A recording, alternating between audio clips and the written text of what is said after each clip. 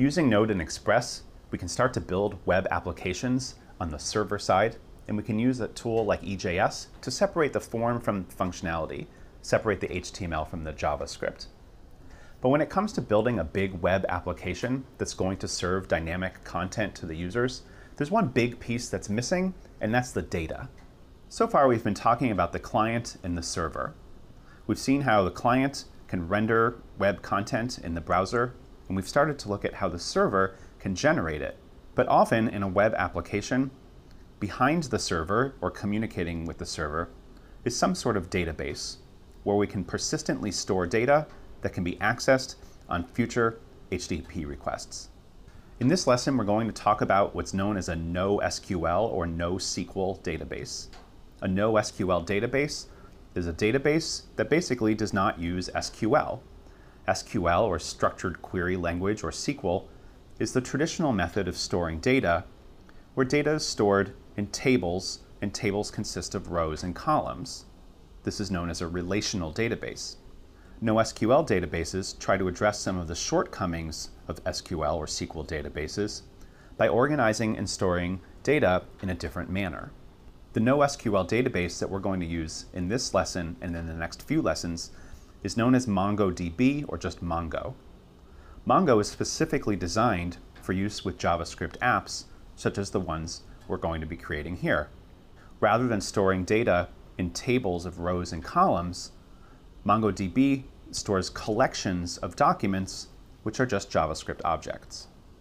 A traditional SQL table of user data might look something like this.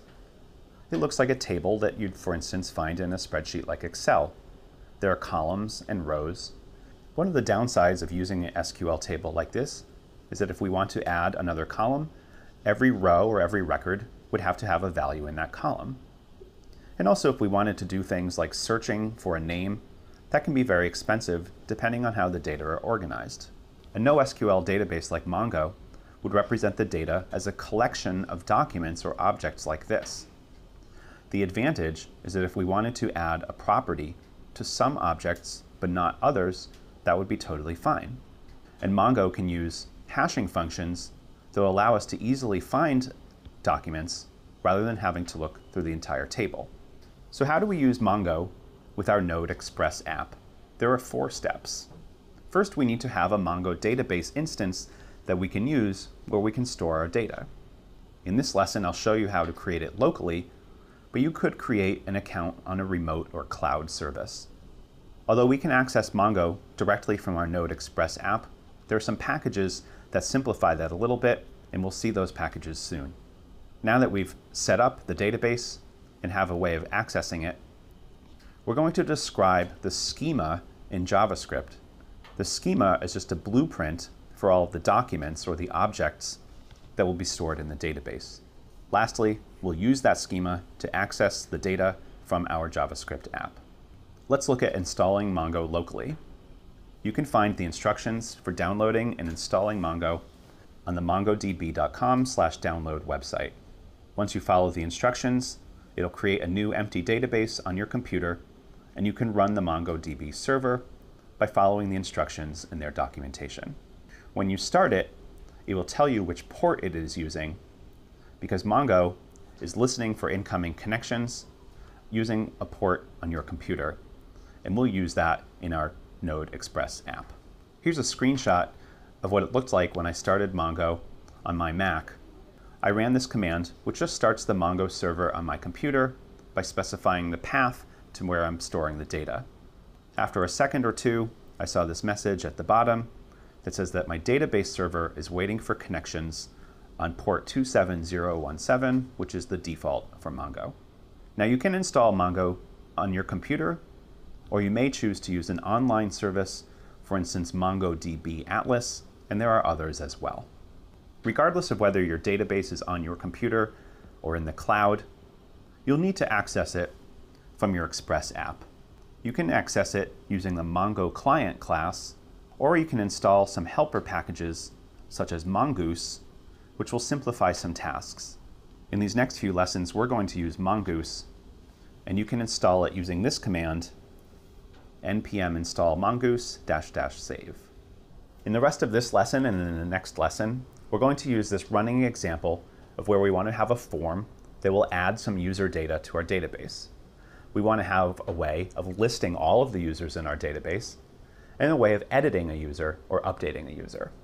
So we'll start with this form, which we'll call the person form, and we can enter the name and age. This is just static HTML that would be served from our Express app. And in that static HTML, we have the form element where we can specify the name and age. And we have a submit button for submitting the form. The action of this form will be /create. That's the URL that will be requested when we submit the form.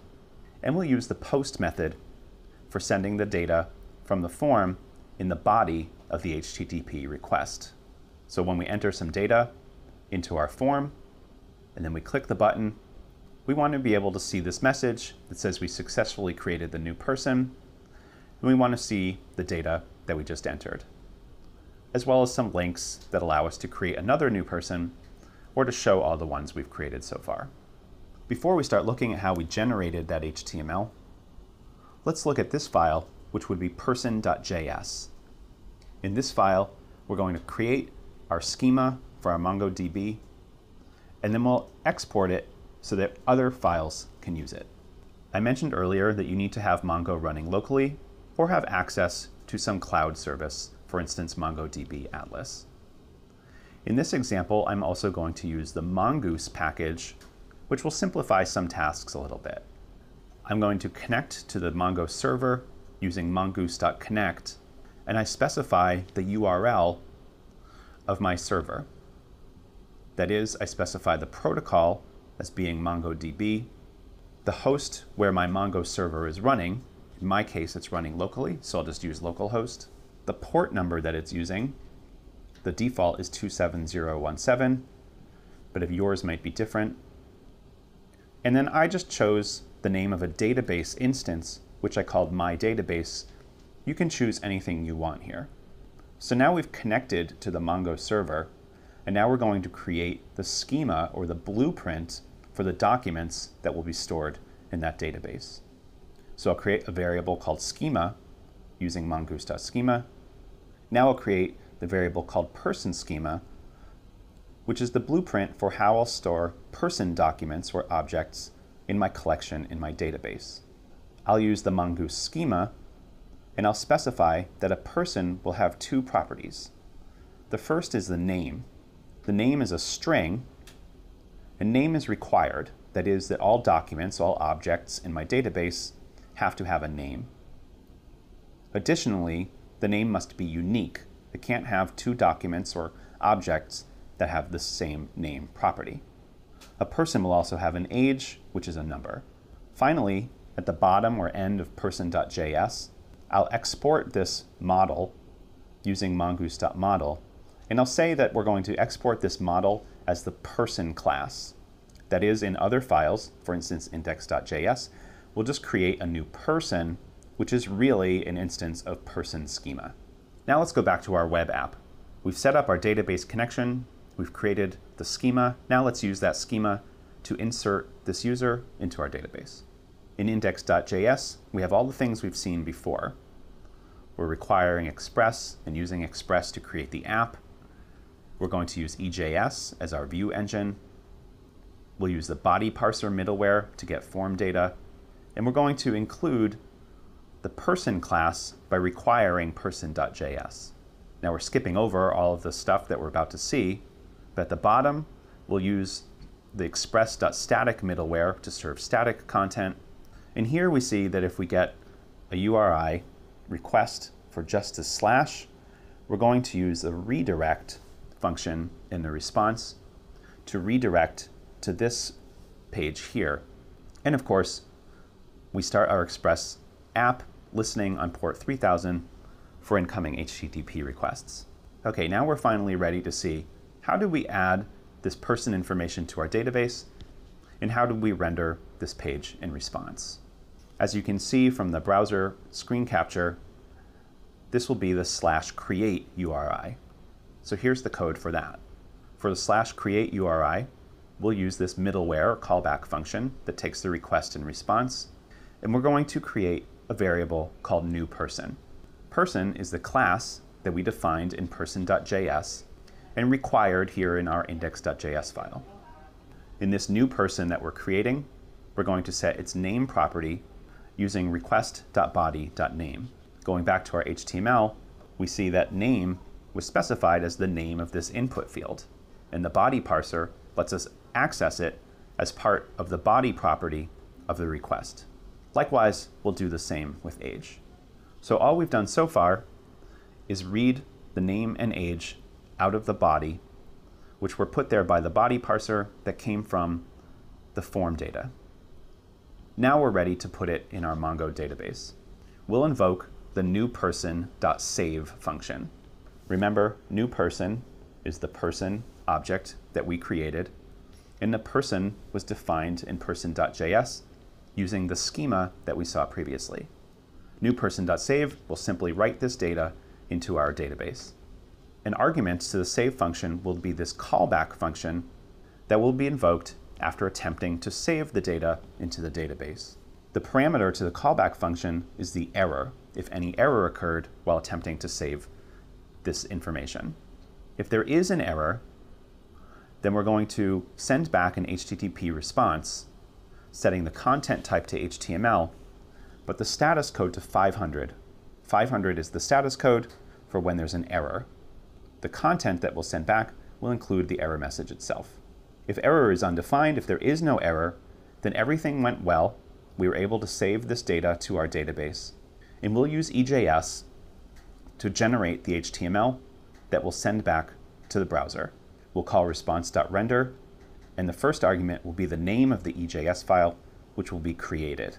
That is, this will look for the file called views/created.ejs, render the HTML, and send it back. The argument that we're going to send is this object here, where person is the property and newPerson is the value. newPerson is the object we created up here. Let's wrap up this example by looking at views/created.ejs. As we saw in the previous lesson, using EJS, we can access the argument and evaluate it using these tags here. In this case, the name of the argument was person. Person has a name property, and that will cause the name to be written here. We can do the same with age, and that will display the age here. Again, it's worth repeating that this is all being done on the server, and the HTML that's sent back to the browser is static, but we're generating that HTML dynamically on the server in response to this HTTP request. How do I know that my data really got written to my Mongo database? Here I'm showing a screen capture of running the MongoDB shell using this command. The shell allows me to interact with the database. Down here now I'm running this command use my database. Remember, my database was the database name that I selected when I wrote the person.js file. Now I'll enter this command, db.people.find. This is going to look in the people collection and try to find, in this case, all of the entries, all of the documents. And what gets printed out are all of the documents, all of the JavaScript objects. And I can see that the name and age that I specified in my form has successfully been written into the database. So in this lesson, we've seen that MongoDB is a NoSQL database that we can use with JavaScript apps. Rather than storing data in tables of rows and columns, Mongo stores them as collections of documents or JavaScript objects. We can use a package such as Mongoose to make it easier to access the MongoDB data. We define a schema and then create new documents using the save function. Of course, inserting data into our database is only one of the operations that we want to perform. We also want to get all the data, get certain data, update data, delete data, etc. We'll see that in the next few lessons.